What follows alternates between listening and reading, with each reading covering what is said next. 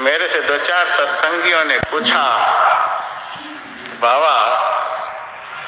बाबा देवी साहब के तो गुरु महाराज शिष्य थे और शिष्य को तो आशीर्वाद दिया जाता है और गुरु कह रहे देवी चरणों में दंडवत करता है, चरण सेवक। ऐसा तो चेला गुरु को लिखता है, इसका क्या मतलब है? आप लोगों से यदि पूछा जाए तो क्या जवाब देंगे? बढ़िया से सत्संग सुनिए। यदि आप लोगों से पूछा जाए बाबा देवी साहब तो गुरु महाराज के गुरु थे, गुरु लिख रहे हैं कि चरण सेवक देवी, मैं आपके चरण का सेवक हूं। गुरु शिष्य को ऐसा लिखता है कि शिष्य इस तरह से लिखते हैं, क्या ये गलत है? ओरिजिनल पोस्ट कार्ड है, अभिनंदन ग्रंथ में भी यह चिट्ठी है, महर्षि में ही चरित्र सत्यदेव शाह ने लिखा है, उसमें भी यह चिट्ठी है। और गुरु महाराज के समय में यह पुस्तक छपी है, महर्षि में चरित्र अभिनंदन ग्रंथ, और उसमें गुरु महाराज का हस्ताक्षर भी है। ऐसी पुस्तक में यह लिखा हुआ है, सत्य है। क्या इसका मतलब है? आप लोग क्या जवाब देंगे? जवाब तो मुझे भी नहीं आ रहा था, लेकिन मैंने बहुत खोज की इस बात पर, बहुत खोज की। खोजते खोजते 10-15 साल के बाद सिखों का इतिहास मैंने पढ़ा। उस इतिहास में गुरु नानक देव जी महाराज का वचन मैंने पढ़ा और उस वचन में लिखा हुआ था, जो शिष्य, ध्यान दे करके सुनिए,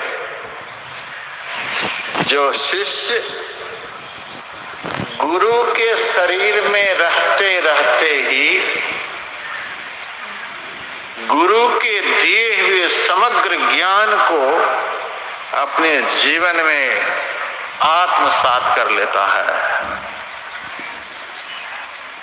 ध्यान करते करते, भजन करते करते, गुरु के रहते ही जो शिष्य भजन में अपने को पूर्ण कर लेता है, गुरु की आत्मा से अपनी आत्मा को मिला करके एक कर देता है, ऐसे शिष्य को गुरु भी नमस्कार करता है। ऐसे शिष्य को गुरु भी दंडवत प्रणाम करता है, यह मेरा शिष्य धन्य है, जो मेरे रहते रहते ही मेरे ही जैसा हो गया। उस आम के पेड़ को बड़ी खुशी होती है जब उस आम के पेड़ से पका हुआ आम टूट करके गिरता है और उस आम की गुठली से फिर उसी पेड़ के जैसा पेड़ खड़ा हो जाता है। उस आम के पेड़ को बड़ी खुशी होती है और उस आम के पेड़ को भी दुख होता है जब उस पेड़ की डाली को बीच में ही छोड़ करके कोई अलग हो जाता है। कच्चा आम, उस कच्चा आम का आप लोग क्या करते हैं? अचार बनाते हैं। उसका क्या बनेगा? अचार बनेगा।